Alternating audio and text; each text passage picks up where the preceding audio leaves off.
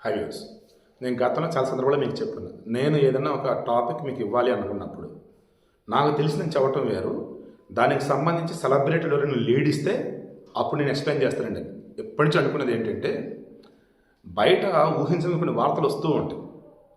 ఏంటి ఇది అకస్మాత్తుగా ఈ వార్త అనుకుంటూ ఉంటే, అరే వాళ్ళు ఈ మధ్యకాలం అసలు ఎటు వెళ్ళిపోయారా, ఇప్పుడు ఈ వార్త వచ్చింది ఏంట్రా అనిపిస్తుంది. అవునా? అదేంటంటే పిఆర్, పబ్లిక్ రిలేషన్స్ అంటూ ఉంటారు. వాస్తవానికి ప్రతి హీరోకి హీరోయిన్కి క్యారెక్టర్ నుంచి పిఆర్లు ఉంటారు. కొంతమంది కలిసి కామన్గా ఉంటూ ఉంటారు. వీళ్ళు ఏం చేస్తూ ఉంటారంటే, ఎప్పటికప్పుడు హీరోల గురించి హీరోయిన్ గురించి క్యారెక్టర్ ఆర్టిస్టుల గురించి న్యూస్ ఉండేలా చూసుకుంటారు. సమ్టైమ్స్ అది న్యూసెన్స్ అయినా సరే జనంలోకి వైరల్ ఎదురనుకుంటే ఇచ్చేస్తూ ఉంటారు. తీరా వాళ్ళ దాకా వెళ్ళేసరికి ఏంటయ్యి అని చెప్పేసి అదే పిఆర్ టీమ్ని అడుగుతారు. సార్ మీకు చెప్పేది చేశా కదా అంటారు. నాకు చెప్పింది ఒకటి మీరు చేసిన ఒకటి కదంటే దానివల్ల మీకు యూజ్ అయిద్దండి అని అంటారు. కొన్ని సందర్భాల్లో బాగా చేశారయ్యా, నేను అనుకున్న ఒకటి మీరు చేసిన ఒకటి అని చెప్పేసి వీళ్ళే అంటారు. ఇప్పుడు ఇదంతా ఎందుకు చెప్పాను, నిన్న సమంతతో విడాకులైన తర్వాత నెలకు 3 లక్షల రూపాయలు ఖర్చు అవుతుంది అన్న వేళ నాగ చైతన్య చెప్పడం జరిగింది.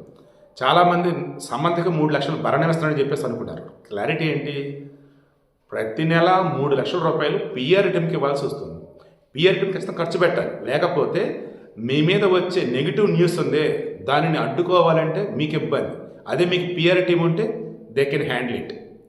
మీ మీద పాజిటివ్ న్యూస్ జనాల్లోకి వెళ్ళాలి, PR team can do it. వీళ్ళకి కొన్ని ఏజెన్సీలతో టైఅప్లు ఉంటాయి, కొన్ని యూట్యూబ్ ఛానల్స్తో టైఅప్ ఉంటాయి, కొన్ని కార్పొరేట్ ఛానల్స్తో టైఅప్లు ఉంటాయి. వీళ్ళు చేసే పనులు ఏంటంటే ఎప్పటికప్పుడు జనాల్లో మిమ్మల్ని ఉండేలా చేస్తాయి. మీ సినిమా ఏదైనా వస్తుంది అంటే దానికి సంబంధించి వార్తలు వైరల్ అయ్యే విధంగా, దానికి సంబంధించి జనాలంతా మాట్లాడుకునే విధంగా mouth publicity is the best advertising tool మన దగ్గర వచ్చేసి.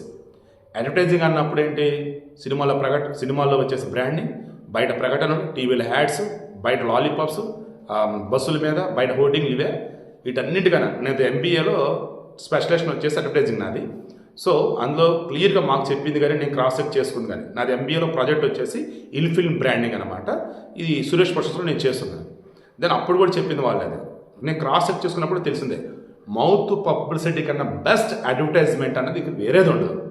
అలా మన నాగ చైతన్య ఈరోజు ఓపెన్ అయ్యాడు, ఏమని పిఆర్ టీమ్కి ఖచ్చితంగా డబ్బులు ఇవ్వాలి. అలా నేను 3 లక్షలు ఇస్తున్నా, అందరు చేసేది అదే. సో దానివల్లనే మనం వచ్చే నెగిటివిటీని వాళ్ళతో ఆపగలుగుతారు అండ్ పాజిటివ్స్ పెట్టగలుగుతారు. కొన్నిసార్లు అసలు ఏమీ లేదన్నా సరే ఏదో ఒకటి జనాల్లో ఉండేలా చేస్తారని చెప్పేస్తానండి. ఇప్పుడు అర్థమైందా, వచ్చే న్యూస్లు, పనికి మన కథలు, రాతలు ఇవన్నీ ఏంటంటే ఈ పిఆర్ టీం చేసే పని.